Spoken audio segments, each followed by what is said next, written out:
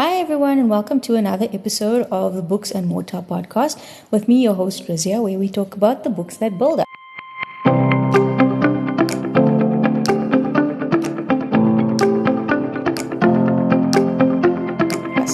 So this episode is about a sweet little middle grade book called Malamander, and it's written by Thomas Taylor. So it's Thomas Taylor's first book. He's actually an illustrator, and he designed the Harry Potter and the Philosopher's Stone cover right out of college, which is, wow, so cool. But he's actually always wanted to be a writer, and this is his first book in the Malamander series. So there's 5 books, and they're all really well rated. Good for you, Thomas. So let me tell you a little bit about the book. This is the synopsis at the back. Who will uncover the secret of the Malamander? In the basement of the Grand Nautilus Hotel, a mysterious girl crashes into Herbie Lemon's room and cries, "Hide me!" In the window of the Eerie book dispensary, a mechanical mer-monkey sits and waits. And out beyond the pier, something stirs. Could the legendary Malamander have returned? So this book takes place in a little town called Eerie-on-Sea, right? Which is so cute. But in the summer, it's called Eerie-on-Sea. So come winter, this wind blows the C and the H like right off, and it becomes Eerie-on-Sea. So young Herbie Lemon works at the Grand Nautilus Hotel, and he is the lost and found person. So he finds and he catalogs lost things, and then he keeps it in his cellar room where he waits for the owners to come and claim their belongings. But I don't think that happens a lot, though.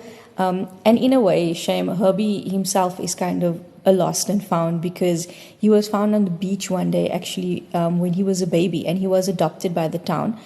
And then when he was old enough, Lady Kraken, who is the owner of the hotel, actually gave him his job. So one night, a girl appears at his window, and she says, "Hide me." And this is where everything begins. So she is running from a fearsome pursuer that they name Boat Hook Man, because he has a boat hook for a hand. And he's after this girl. Her name is Violet Parma, and Herbie is gracious enough to hide her in his travel trunk in the Lost and Foundery. So you can see that I actually can give you quite a bit of detail on this book, because it's very short, it's very small. So I can actually tell you quite a bit about it, right? So shortly after that, after he hides her, Boat Hook Man and the manager of the hotel, Mr. Mollusk, who is not Herbie's biggest fan, and it's so funny because Herbie irritates him as well. They come into his room, but luckily they don't find her, right? So when Herbie asks Violet what's up, she says that she needs his help because she's lost and she needs to be found.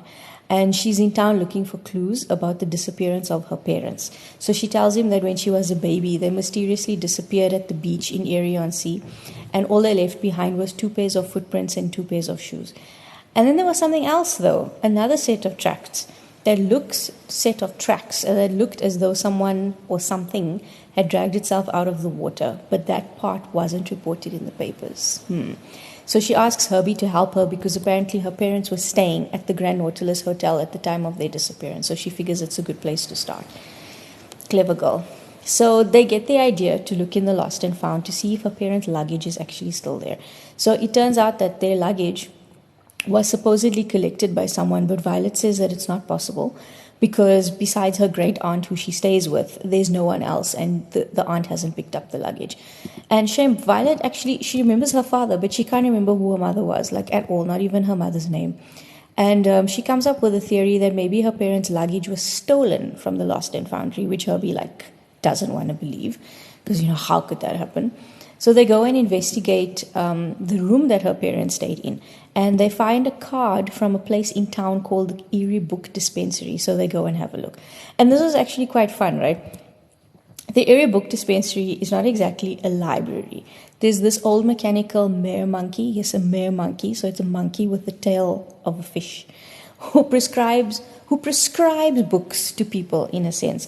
So you have to give the mer-monkey something, and it varies by person. So sometimes the mer-monkey will start up if you give it a single coin, but then other times some people have to pay a whole lot for the mer-monkey to start working. I think it probably says a little bit about you, hey? So the mer-monkey then types out a card for you with a book location on it, and then you have to go into the stacks and find the book yourself. So apparently this is a book that the mer-monkey thinks you need at the time. So the book chooses you. And they chat with a nice lady who owns the store, And she tells Violet that her parents had come into the store and her dad had fixed the mere monkey's hat for her when it was looking like a little bit tatty, because he was like, no, don't change any of the original parts, it might not work the same. So he went out of his way to try and fix that for her. So they give the mermonkey a whirl, and the book that the mermonkey chooses for Violet is called The Malamander by Captain K. Eerie, right? At the book dispensary, they meet another man named Sebastian Eels. So Sebastian Eels is an author, and he lives in Eerie-on-Sea, and he has an interest in the Malamander as well. So the Malamander is it's a bit of a legend in Eerie-on-Sea. It's this fearsome creature that lives in the sea and it preys on people. But no one has really been able to confirm its existence. So it's a case of some believe and some don't. So on their way out for a snack, they meet this old beachcomber named Mrs. Fossil. She combs the beach every day looking for treasures, and she particularly likes sea glass. So for those of you who don't know what sea glass is, it's like shards of glass from broken bottles and things that have been rolled by the sea for so long that the edges have actually been smoothed out and they look like gemstones. So this book taught me what sea glass is. I didn't know. See, reading teaches you stuff, right? So, but while they're having their fish and chips, they hear a scream from the beach, right? Poor Mrs. Fossil has been attacked by something. And there's a lot of mist swirling around, and they see a shape, and the shape doesn't seem quite human. There was something odd about the length of its arms, something fish-like and spiny that stops this being a someone at all and makes it more like a something. Where its eyes should be, there are two enormous pale reflectors. They blink twice. Then it moves off, darting from its crouch and springing along the murky foreshore at great speed, its feet slapping as it vanishes in a swirl of mist. Yikes. So after all of this, Violet goes and she collects Mrs. Fossil's bucket from the beach and they take it to her the next day. But they do have an ulterior motive. They're not just being nice. They want to know what Mrs. Fossil saw the night that she was attacked. But unfortunately, at the time, they don't get much out of her because the doctor is there and he tells them not to agitate her, right? So one of the trinkets, though, in Mrs. Fossil's bucket is a beautiful piece of sea glass, and it's a deep red color. And Mrs. Fossil is rather proud of it, and she gives it to the doctor as a thank you to add to his museum collection. So it seems like the people in this town, they seem to collect things. Mrs. Fossil, though, she does have something else of interest that she shares with Herbie and Violet.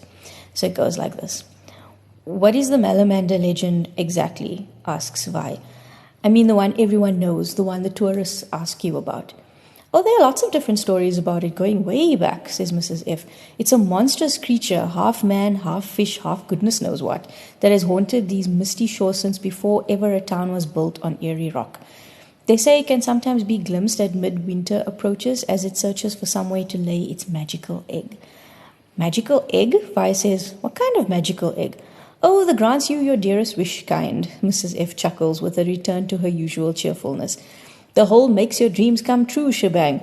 But of course you only get that if you take the egg. And to take the egg, you have to defeat the Malamander. Which no one can do, I throw in, remembering the first time I heard the tales too, on account of its hideous spikes and steely scales and it being, a monster. So what happens to it then, the egg? The creature devours it, says Mrs. Fossil.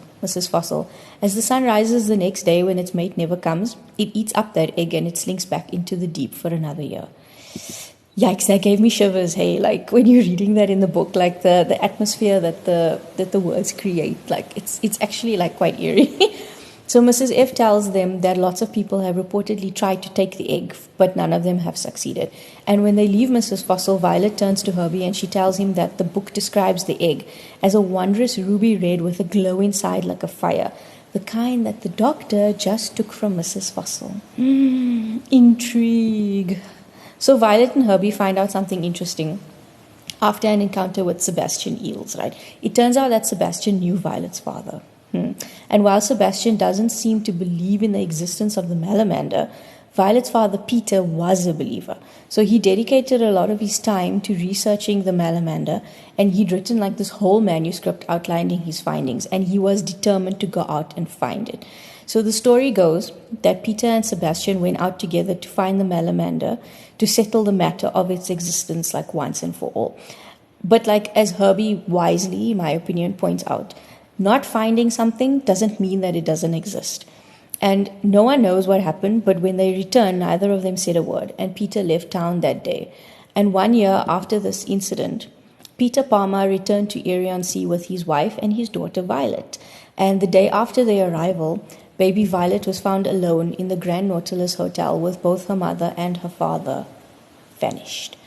Gone too was Peter's manuscript. Violet and Herbie, now they meet Dr. Thalassie, right? He's the one who took the supposed Malamander egg from Mrs. Fossil for his museum collection. So one night, Violet sees a flash of ruby red from the doctor's house, and they go up there to see what's going on. So the doctor sees Violet's copy of the Malamander, and he asks Herbie if he's read it. Herbie says no. And the doctor tells him that all residents should read this book. So Herbie asks him for the abridged version in the meantime. So the doctor tells them quite a tale about a captain called Captain K of the ship called the Leviathan. So on one of their voyages, the captain finds a large red egg glowing with its own internal light. And the captain seemed to know that it was no ordinary egg, and he took it, and that night the Malamander attacked them. So his sailors pleaded with him to return the creature's egg, but the captain refused, and he made a wish of the egg, a wish that he would survive this particular ordeal and that he would live forever. And so fiercely did he believe that his wish had come true, he faced the Malamander alone, convinced that he would not die, and he would be able to finish the beast off for good. Only that's not what happened, says Vi. Dr. Thalassie shakes his head. Whether it was some treachery in the magic or some miscalculation on the part of the captain, this was to be his last stand. As he faced up to the monster on the heaving deck, wreathed in the strange sea mist, clutching the egg like a weapon, the creature darted forward and delivered a bite, a good, hard bite, which injected stinging venom. The bite hurt, but the real terror wasn't in the pain. It was in the cold numbness that froze the captain's limbs. He lost the ability to move down one side of his body and fell.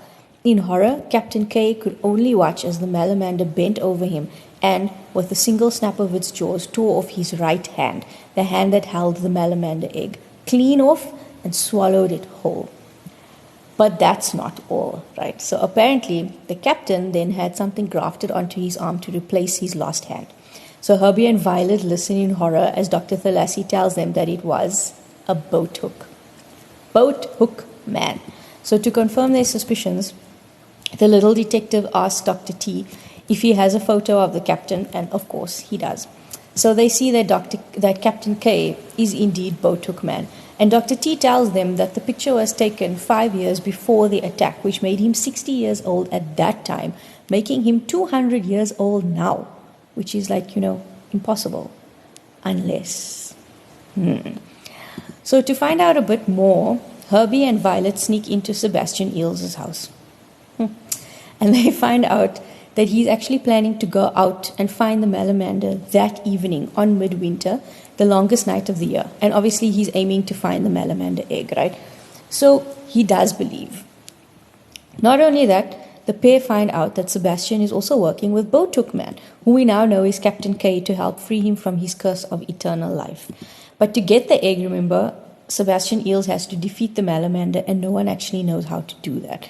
No one except, quite coincidentally, Violet's father, Peter Parma. So Sebastian Eel seems to have located Peter's lost transcripts, how kind of him, right? But he's furious because Peter removed that page, that particular page on the Malamander's weakness. So Violet finds the page that describes the Malamander's weak spot, and it was like a stroke of genius on her part how she found it. I'm not going to tell you where she found it, though. You can read the book, or maybe from what I told you, you might be able to figure it out. But so Sebastian Eels then finds them, and he gets the page. So now he also knows what the Malamander's weakness is. So apparently when the Malamander lays its egg, right, the armored plates around its heart opens, exposing the heart and making it vulnerable. Sweet. So completely distraught, though, Violet and Herbie decide that they're going to have some fish and chips to take their mind off things, right? And while they're eating, Violet has this theory. She says that the Malamander comes up to town during winter to hunt and lays its egg on midwinter's night. So she figures that it lays its egg in the shipwreck that's not very far off from the town. And the wreck of the ship that just so happens to be called the HMS Leviathan. What? And of course they decide that they're going to get to the shipwreck to head Sebastian Eels off and get the egg first. So the two of them kit up and they head out to the wreck. It's so cold that Herbie starts regretting that they didn't take Mrs. Fossil up on her offer of tea and scones, right? So they ran into her on the way to the wreckage and she makes this very nice offer and they're like, no. Well, Violet says no. Herbie was like, okay. So they enter the wreckage and they discover that it seems to actually indeed be the Malamander's lair. So it goes like this. There's something standing at the higher, drier end of the corridor. As our light hits it, we catch the gleam of scales, and I think at first it is Sebastian Eels in his chainmail. But then it blinks, the something, with two enormous spotlight eyes, and I know with dread certainty that it's not Eels. It drops into a low, menacing crouch, and double rows of webbed spines rise up along its back. Two long-fingered claws flex graspingly at us, and a mouth gapes open, edged with teeth like needles. It's the Malamander. I'm just about to shout a very bad word indeed and explode into a million terrified pieces when Violet does something amazing. She speaks. It's okay, she calls out, trying to hide the shock and fear in her voice with a soothing tone. We're not here to hurt you. We're friends, okay? Just friends. We mean you no harm. She's holding her trembling hands out, showing one empty and the other holding the torch beam down. The Malamander stops and tips its head to one side as if listening. It blinks again. It's okay, Violet says again, her voice growing calmer still as she gains confidence. Everything's okay. We're here to help you. And I think, Bladderwracks, Vi is talking to it. To the Malamander. This might actually work. The creature lowers its claws and makes a low, purring burble. But then, just as I'm beginning to dare to breathe, there's a loud metallic clang from somewhere else in the ship. The Malamander jolts its head up. It opens its cavernous, tooth-needle mouth and roars an ear-splitting, soul-tearing, nightmarish cry of saurian fury. Then it charges at us. What ensues after this, right, is a battle between Sebastian Eels, the Malamander, and Botukman and the Malamander. So, like, amidst all the madness, Violet finds the real Malamander egg, and she begs the egg to show her her parents. So the egg obliges, but what happens is that it shows her a scene from her past. The day her parents disappeared, and Violet actually finds out that there was another person involved, a lady named Wendy, who looked after Violet while her parents were out searching for the Malamander. So, right at the end of the vision, Eels pops up. He punches Violet in the face. Yeah, he punches a child in the face, and he takes the egg from her. So at this point, though, like, Herbie's leg is stuck, and he can't move, and Violet has sunk under the water and she's not coming back up. And of course, it's like a very bad time. And it's at this point that the Malamander will obviously make its appearance, right? So Sebastian Eels shoots it like once, twice, 3, 4, 5 times in the chest with his harpoon gun, and it goes down.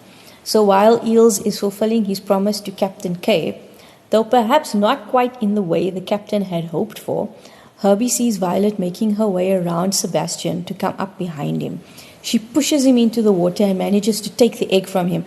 And then you'll have to read the book to find out what happens to Mr. Eels and the book. And not the book, the egg.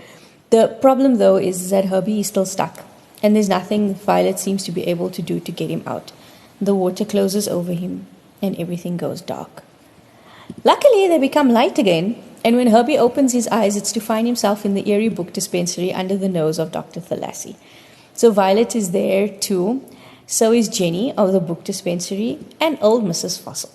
So Violet finds out that Mrs. Fossil's first name is in fact Wendy. Yes, that Wendy. She apologizes to Violet and she says that she didn't know that she was Violet Parma. And then she tells her the story of the day her parents disappeared. So she says that Peter asked her to look after Violet while he and his wife went in search of the Malamander, and she agreed. So Mrs. Fossil says that when she went back to the meeting spot, Violet's parents weren't there, just their shoes, and she never saw them again. So she took Violet to the Grand Nautilus Hotel because she was afraid that the authorities would think that she tried to kidnap Violet. And after leaving her there, she then placed an anonymous call to the police. She never came forward after all this time because she says that she was afraid that they would blame her for Violet's parents' disappearance. So if you notice, we still don't actually know what happened to Violet's parents, right? But with their adventure at an end, it's time for Violet to go home to her great aunt. But Herbie has another idea. Or, I blurt out, you could not go, It kind of feels like this is your place now, Violet. It kind of feels like there's room in my cellar for two. I kind of wonder if maybe the Grand Nautilus Hotel could do with a second Lost and Founder. Only we'd be more like detectives in a kind of partnership together, detecting cases and finding lost things and making everything all right again, one mystery at a time, or something. I haven't worked it all out yet, but I'm kind of wondering if you'd like that. It's so cute.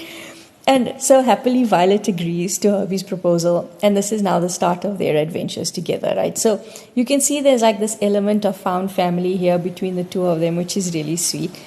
And, when two lost souls come together, then they aren't lost anymore, right? And so there are 5 books in this series, and I'm hoping to get through them all, especially if they're all like as thin as this one. They're quite well rated on Goodreads, all of them above 4 stars. So I haven't read any of the others, and I haven't seen any of the others in bookstores, though, oddly enough. So I'll probably have to order these online or like get them as ebooks.